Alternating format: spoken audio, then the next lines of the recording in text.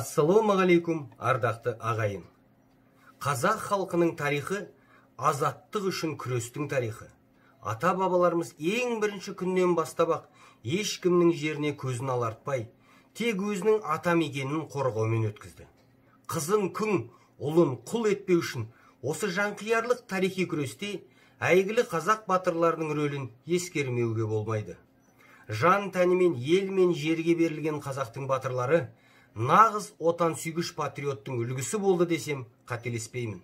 Әр қазақтың руынан қол бастап, жауға тойтарыс берген қазақтың батырларына тағзым ету бүгінгі ұрпақтың батыр бабаларымыздың алдындағы қасиетті борышы мен міндеті. Өкінішке орай көптеген қазақ батырларының есімдері мен ерлігі бүгінгі күні беймәлім. Оның да өзіндік себептері бар. Жалпы қазақтың батырларын халық арасында жою Ресей империясы кезінде басталып, кеңес дәуірінде жалғасты.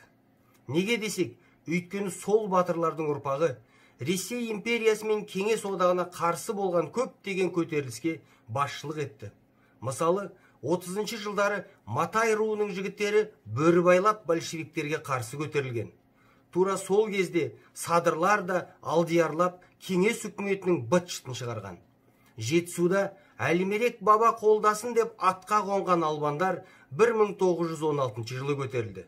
Дәл солай оңтүстік Қазақстанда Алатаулап Қоңырат сарбаздары көтерілген. Кейін осы көтерілістердің бәрін басқан патша және большевиктер үкіметі қазаққа ұран болған батырлардың есімін жою саясатына кірісті. Батырлардың есімдерін атауға тыйым салынды. Ұрпақтары қудаланды, атылды. Тарихи деректерден батырлардың есімдері алынып тасталды. Бүгін тәуелсіздік алған қазақ елінде қайтадан рухани жаңғыру басталды. Мыңдаған қазақ батырларының есімі елге қайтарылып, Қазақстанның түпкір-түпкірінде әйгілі батырларға ескерткіш қойыла бастады. Бұл дұрыс және өте керек жұмыс. Өйткені Қазақстанның жас ұрпағы осы кең байтақ даланың аяқ асты келмегенін, осы жерге ие болу үшін қаншама игі батырлардың құрбан болғанын елеп, осы ел мен жерге аманат ретінде қарау керек. Міне осындай әйгілі қазақтың батырларының ішінде өзіндік орны бар. Бір рудың ғана емес, күллі қазақтың қорғаны мен мақтанышы болған біздің әйгілі бабамыз Алдияр батыры туралы бүгінгі осы ролигімде сөз қозғағалы отырмын. Алдияр шамамен 1641 жылы Орта жүздің атақты Найман елінің Садыр руынан шыққан қарапайым отбасында дүниеге келген. Жалпы Алдияр батырдың шежіресі қазіргі таңда белгілі, елге жария.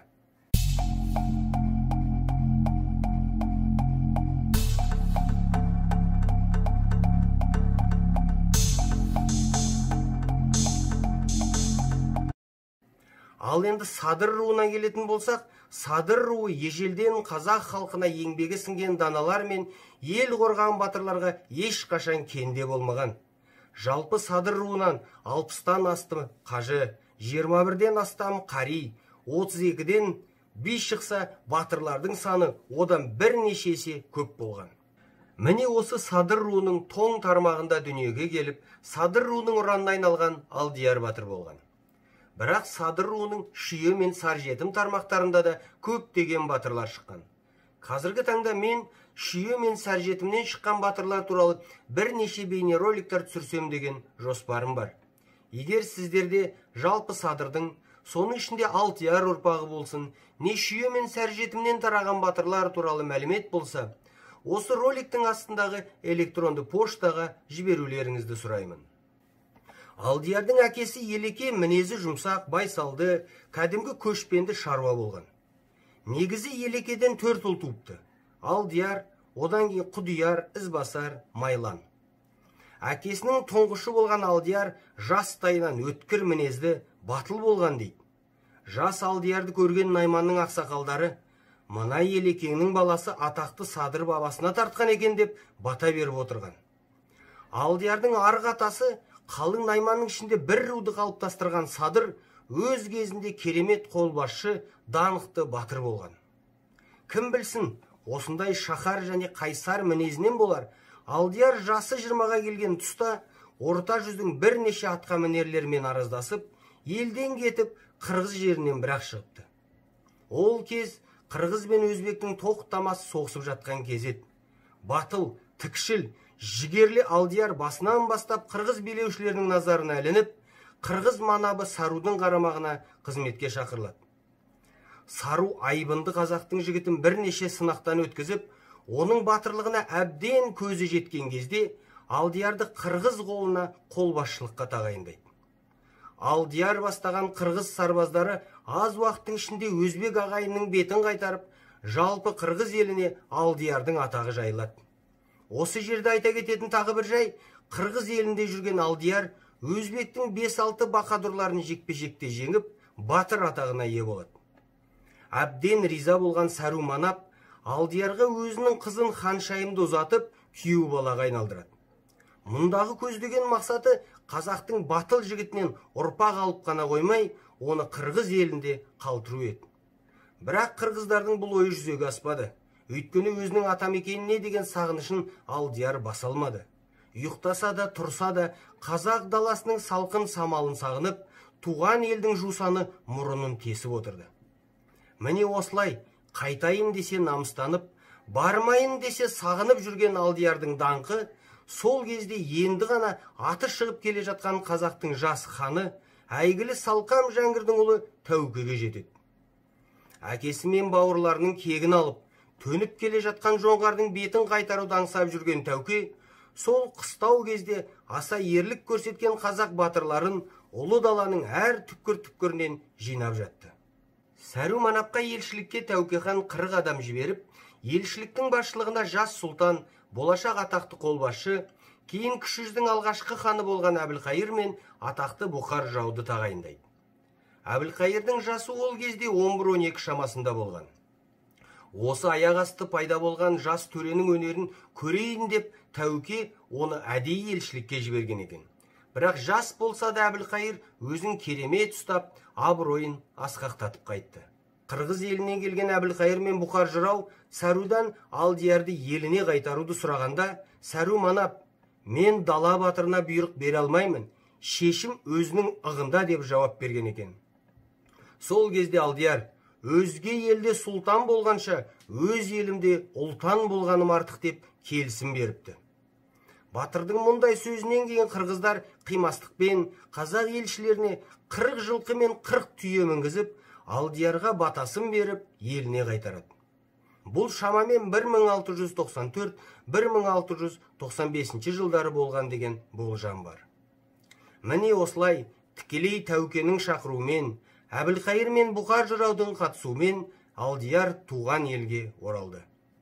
Алдияр батыр Тәуке ханның ордасына келе салысымен ең алдымен кіндігі түріктердің қасиетті мекені Түркістанға аттың басын бұрды. Киелі Арыстанбаб әулие мен Қожа Ахмет Яссауидің басына зиярат етіп, Құран бағыштайды.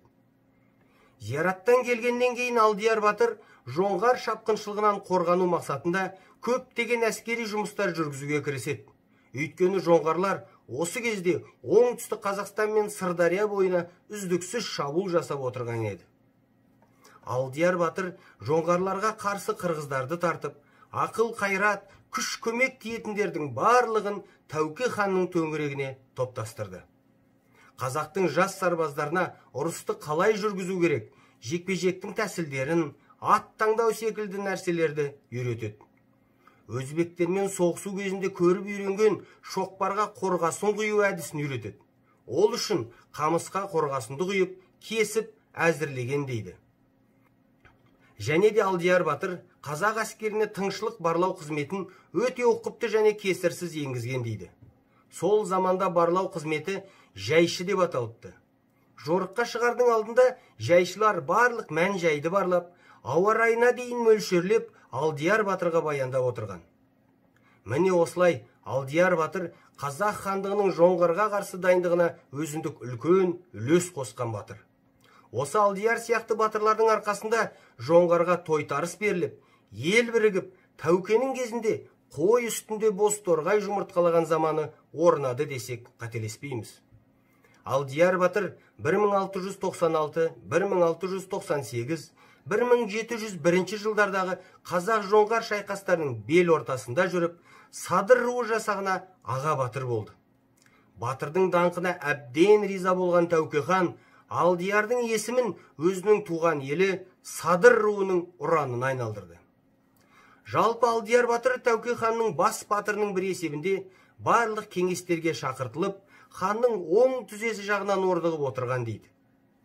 Бірақ уақыт келе Алдияр батыр мен Тәуке ханның арасы суый бастаған.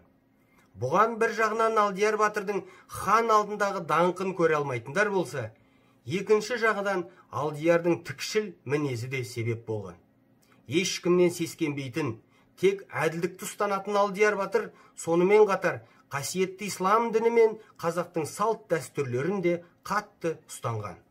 Сондықтан болар біртіндеп таққа бекініп алған Тәукеге Алдияр батырдың бетіне айтып отырған даттары ұнамай бастайды.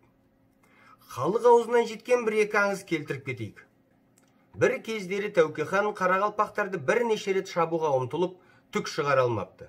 Сол кезде қапаланған Тәуке хан Алдияр батырды дереу ордасына шақырып алып, Қарақалпақ елін шауып, ханын талапай ет деп бұйрық етіпті. Алдияр батыр қазақ жасақтармен Қарақалпақ елінің шекарасына жетіп ауылдарын шауып, ер мен әйелдерін тұтқынға түсіріп, мол олжаға кенеліп, Қарақалпақ ханның қол аяғын байлап, атына қойша өңгере салып, тірідей Тәуке ханның алдына барыпты. Сол кезде алдындағы жеңілістері мен сәтсіздіктеріне ызаланған Тәуке өз қолымен Қарақалпақ ханын өлтіріпті. Мұндай әрекеттің қазақ дәстүріне мүлдем жат екендігін біліп тұрған Алдияр батыр Тәуке ханның бұл қылығын жақтырмай, керісінше Қарақалпақтармен жоңғарға қарсы одақ жасау керек еді деп Тәукені даттап кетіпті. Тағы бір кезде жоңғармен шекарада көшіп қонып жүрген Садыр еліне жоңғардың қонтайшысы Севанраптан елші болып келіпті. Себебі Алдияр батырдың қазақ еліне даңқын білген қонтайшы Алдияр арқылы Тәуке ханмен бейбіт келісімшарт жасауға ниеттеніпті. Ұзақ келіссөздерден кейін Севанраптан мен Алдияр батыр алдағы жылы бір елді шабуды тоқтатсын, тату бейбіт өмір сүрейік деген шешімге қол жеткізіпті. Содан кейін Алдияр батыр болған жағдайды Тәуке хан алдына барып баяндап беріп, қазаққа соғыс керек емес, жоңғарлар біздің талаптарымызды соғыссыз-ақ орындауға даяр екенін баяндап, өзі де осы тоқтамға келгенін айтыпты. Бірақ Тәуке хан мұндай шешіммен келіспей, Алдияр батырға дереу қонтайшыны өлтіріп, басын кесіп алдыма кел деп бұйырыпты.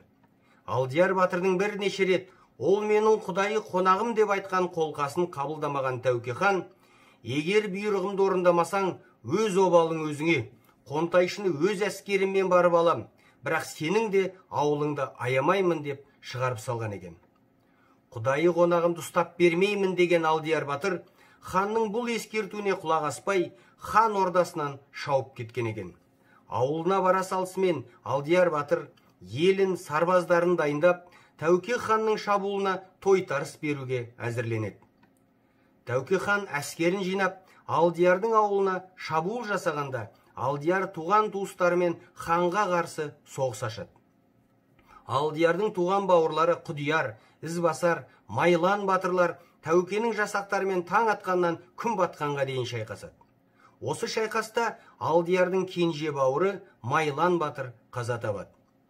Жас кезінен ер жүректі қаһарман Майланның батылдығына тамсанған Алдияр батыр, Майлан, ажалың әлде қайдан деп отыратын. Енді міне сол Майланның ажалы туған ауылын қорғау кезінде келген екен. Алдиярдың ұрпақтарының арасында осы шайқас туралы мынадай өлең жолдары сақталып, бүгінге дейін жетіпті. Ұзын ағаш төйкеде келді қалмақ, хан Тәуке басып барып басын алмақ, келмегірдің қалмағы қайдан келді, екі қазақ соғысып Майлан өлді. Түбінде Алдияр батыр Тәуке әскерінің шабуылдарын тоқтатып, оларды кейін қайтарады. Ертеңіне Алдияр батыр қонтайшыны жолға салыпты. Кейін Севанраптан өз еліне орала салысымен, тұтқынға түскен қазақтардан кім Алдияр батырды білет, кім ол туралы естиді, кімнің руы Найман немесе Садыр деп сұрап біліп, естігендердің барлығын және де Найман руының өкілдерінің түгелін босатып елдеріне қайтарыпты. Бұл оқиға шамамен 1704-1705 жылдары болған екен.